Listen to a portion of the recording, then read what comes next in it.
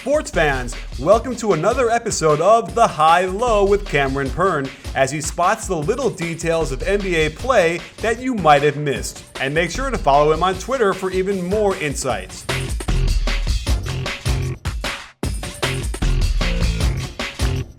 Check out DeAndre Jordan's activity on the glass versus the Mavericks. He ended the game with 18 rebounds, but how many of those did he steal from his teammates? Some of them he barely got his hands on, which led to near fumbles and sometimes turnovers. Dirk Nowitzki played some pretty forgettable defense to finish the game against Memphis. This directly contributed to the Grizzlies keeping a comfortable lead before getting the W. Here, despite guarding Tony Allen, who's essentially a non-threat on offense, Dirk is reluctant to rotate over and provide help defense. Against Indiana, we could see Brooklyn's pretty neat signature play on display. The wing receives a screen to curl into the middle, and then quickly rescreens the screener. He then receives a down screen, and the ball handler has the option to pass to a number of recipients.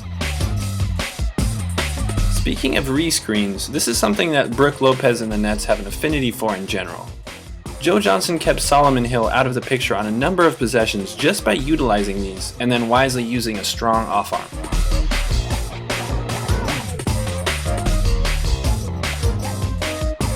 The Spurs did a terrific job of countering Atlanta's actions on defense. As the Hawks rotated their center and power forward over to contain Parker's penetration, the Spurs bigs were often open on the weak side and by the baseline. Diaw, Duncan, and Splitter all did a superb job at finding little cracks in the defense in these situations, as well as out of the pick and roll and during teammate post-up situations.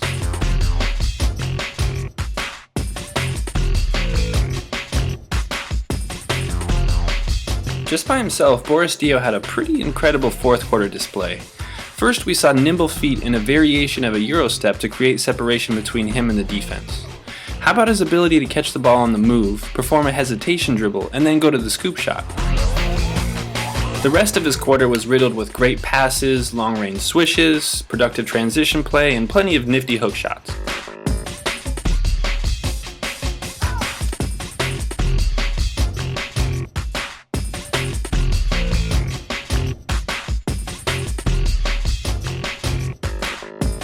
The Cavaliers' spacing was a little bit funky in a couple situations versus San Antonio.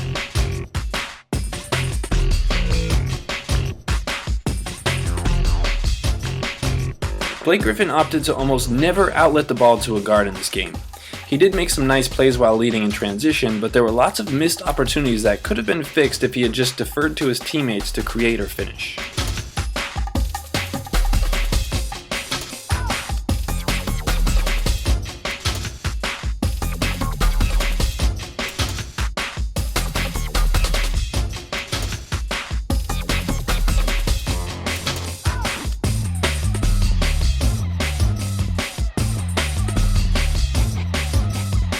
The Lakers struggled mightily with fundamental defensive rules like stopping the ball handler in transition and keeping your eye on your man in the basket.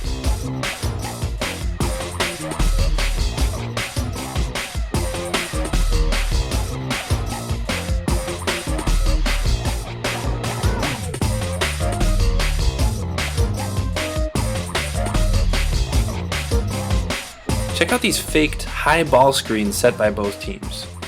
We can clearly see how these screens take the defense off guard, with the ball handler opting to attack away from the screener.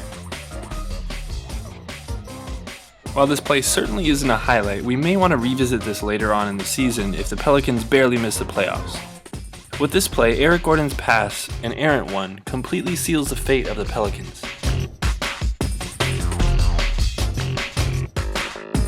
The Clippers were able to cause the Kings a lot of trouble just by involving Blake in various actions near the free throw line.